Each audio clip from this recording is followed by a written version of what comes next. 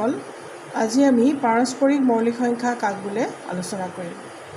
তোমালোকে জানানে উৎপাদকৰ আন এটা নাম হৈছে গুণনীয়ক। আমি মানে উৎপাদকক গুণনীয়ক বুলিও ক'ব পাৰিম। এতিয়া আমি পাৰস্পৰিক মৌলিক সংখ্যা কাক বোলে সেই বিষয়ে চাওঁ। দুটা সংখ্যাৰ গৰিষ্ঠ সাধাৰণ গুণনীয়ক বা উৎপাদক বা গ সা উ যদি 1 হয় তেনেহ'লে সিহঁতক পৰস্পৰ মৌলিক সংখ্যা বোলে। অৰ্থাৎ দুটা পৰস্পৰৰ মৌলিক সংখ্যাৰ 1ৰ বাহিৰে আন কোনো সাধাৰণ উৎপাদক বা মিলি থকা উৎপাদক নাথাকে। সাধাৰণ উৎপাদকটো মন কৰিবা, মানে দুইটাতে একেই থাকিব লাগিব, তেতিয়া সেইটো সাধাৰণ উৎপাদক বুলি কয়। যেনে আমি 3 আৰু 7 ল'লোঁ আৰু ইহঁতৰ দুটা এতিয়া আমি উৎপাদক উলিয়াই লৈছোঁ। 1 3 গুণ 3, 7ৰ তেনেকৈ 1 7 গুণ 7। এতিয়া আমি যদি দুইটাৰ উৎপাদক উলিয়াওঁ, 3 উৎপাদক দেখিলোঁ আমি 1 আৰু 3, 7ৰ উৎপাদক 1 আৰু 7। এতিয়া আমি দুইটাতে মিলি থকা উৎপাদক কোনটো আছে? 1টোৱে দুইটাতে মিলি আছে, নহয়নে বাৰু? অৰ্থাৎ দুইটাৰ সাধাৰণ উৎপাদক 1।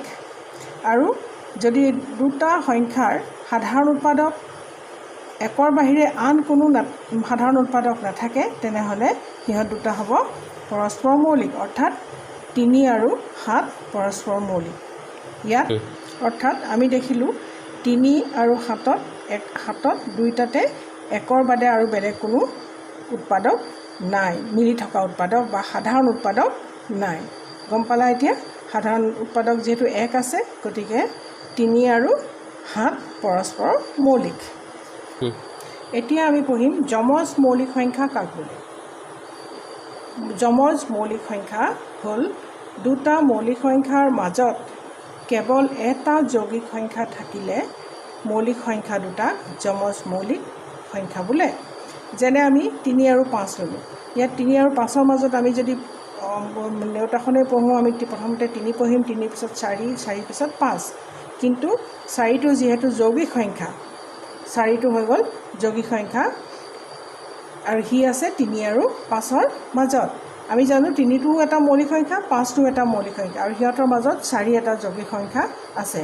আমি কি পাইছিলোঁ যে যদি দুটা মৌলিক সংখ্যাৰ মাজত কেৱল এটা যৌগিক সংখ্যা থাকিলে মৌলিক সংখ্যা দুটাক যমজ মৌলিক বুলি কয়। এতিয়া কি ক'ম আমি?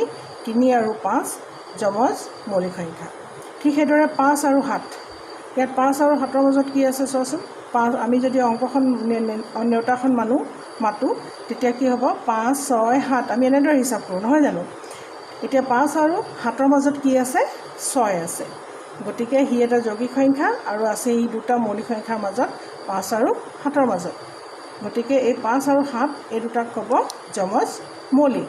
ঠিক সেইদৰে 11 আৰু 13 এই দুটা হৈছে মৌলিক সংখ্যা আৰু সিহঁতৰ মাজত কি আছে? 12 এটা যৌগিক সংখ্যা সোমাই আছে। এতিয়া আমি ক'ম যে এই দুটা 11 আৰু 13 হৈছে যমজ মৌলিক। বুজি পালা নিশ্চয়? বাকীবোৰ চাবা তেনেকৈ। ঠিক সেইদৰে মৌলিক ত্ৰয়। মৌলিক ত্ৰয় মানে হৈছে তিনিটা ক্ৰমিক, মন কৰিবা, ক্ৰমিক মৌলিক সংখ্যা প্ৰত্যেকৰে মাজত পাৰ্থক্য 2 হ'লে, 3টা ক্ৰমিক মৌলিক সংখ্যাৰ প্ৰত্যেকৰে মাজৰ পাৰ্থক্য 2 হ'লে তেনে 3টা মৌলিক সংখ্যাক মৌলিক ত্ৰয় বোলে।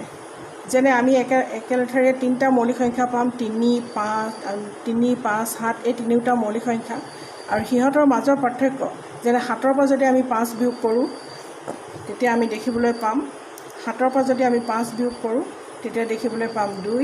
ঠিক সেইদৰে 5ৰ পৰা যদি 3 বিয়োগ কৰোঁ তেতিয়া আমি কি পাম? 2। ইয়াত কি বুলি কৈছে? 3টা ক্ৰমিক মৌলিক সংখ্যাৰ প্ৰত্যেকৰে মাজৰ পাৰ্থক্য 2 হ'লে তেনে 3টা মৌলিক সংখ্যাক মৌলিক ত্ৰয় বোলে। এতিয়া 3 5 7 এই 3টা হৈছে মৌলিক ত্ৰয়। তাৰমানে প্ৰত্যেকৰে মাজত কিমান আছে আমাৰ পাৰ্থক্য? আমি 2 পাইছোঁ। 7ৰ পৰা 5 গ'ল 2, 5ৰ পৰা 3 গ'ল 2, অৰ্থাৎ সিহঁতৰ মাজৰ পাৰ্থক্যটো 2 হ'লে সিহঁতক কি বুলি ক'ব? মৌলিক ত্ৰয়। কিন্তু 3টা মৌলিক সংখ্যা হ'ব লাগিব। ধন্যবাদ।